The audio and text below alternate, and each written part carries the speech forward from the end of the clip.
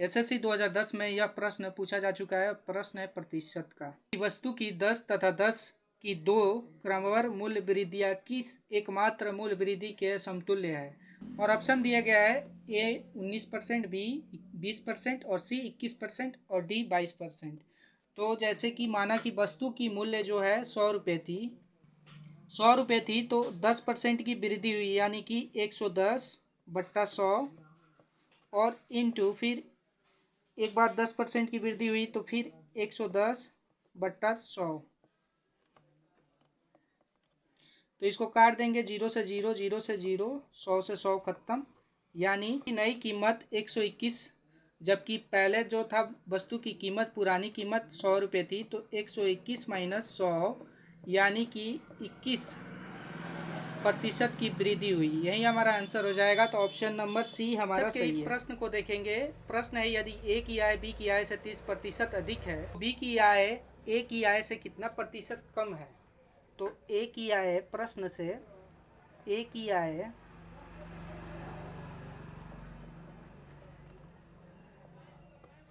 B की आय से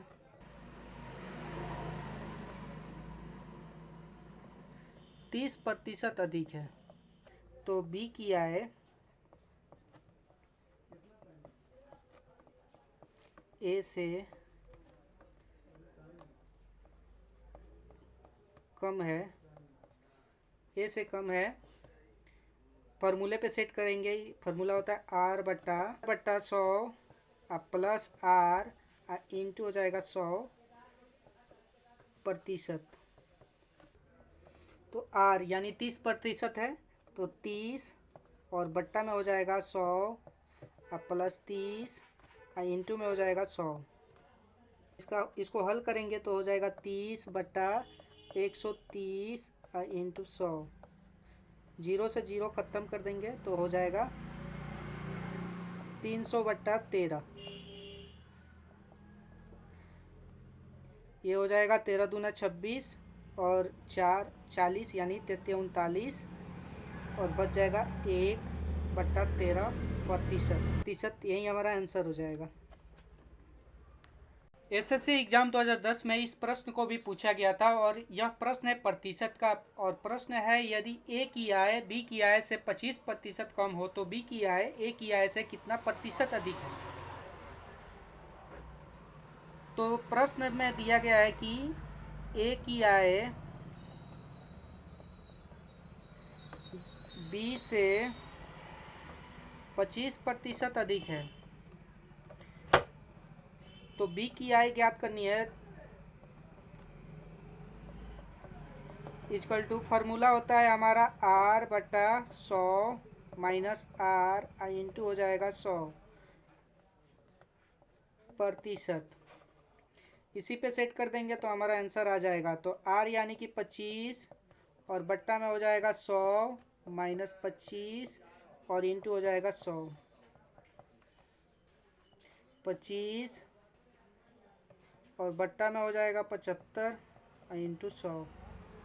25 दिया 75, तो बी की आय हमारे पास आ जाएगा, बी की आय इक्वल टू हो जाएगा 33 सही 1/3%। यही हमारा आंसर हो जाएगा। एसएससी सीजीएल 2010 में इस प्रश्न को पूछा गया है और प्रश्न है प्रतिशत का। तो प्रश्न को देखते हैं। तो प्रश्न है यदि ए की आय बी की आय से 50% कम हो तो बी की आय ए की आय से कितना प्रतिशत अधिक है? तो प्रश्न में दिया है कि ए की आय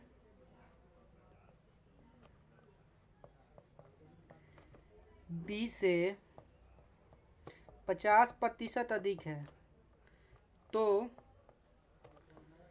बी की आय ए से अधिक है,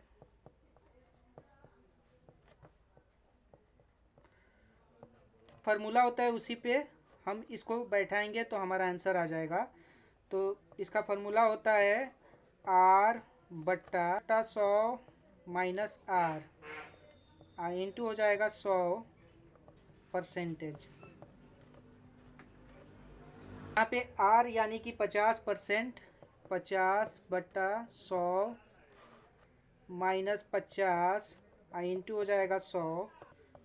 अब ये हो जाएगा 50/50 और इंटू 100। 50 से 50 कट जाएगा तो हमारे पास बच जाएगा B की आय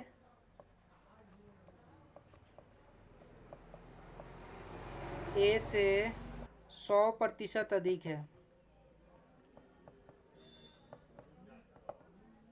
यही हमारा आंसर हो जाएगा। एसएससी 2010 के एग्जाम में यह प्रश्न पूछा जा चुका है। प्रश्न है, किसी वस्तु के मूल्य में पहले 10% की वृद्धि तथा उसके उपरांत 20% की वृद्धि की गई। यदि अंतिम बढ़ा हुआ मूल्य 33 रुपया हो तो प्रारंभिक मूल्य कितना था? x रुपया। इस 10% की वृद्धि की गई पहले, तो x इंटू हमारा हो जाएगा 110/100। फिर 20% की वृद्धि की गई तो ये हो जाएगा 120/100। और प्रश्न में दिया है कि अंतिम मूल्य बढ़ाकर 33 रुपया किया गया, तो इक्वल टू हो जाएगा 33 रुपया। तो 2 जीरो से इसको काट देंगे, उसके बाद ये चला जाएगा 3 से 4 × 12 और ये चल जाएगा 25 चौका 100।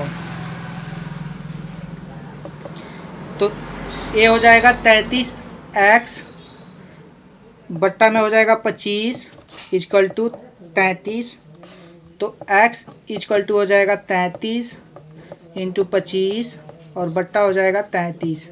तो प्रश्न में जो प्रारंभिक मूल्य पूछ रहा था वह 25 रुपये का था। यही हमारा आंसर होगा।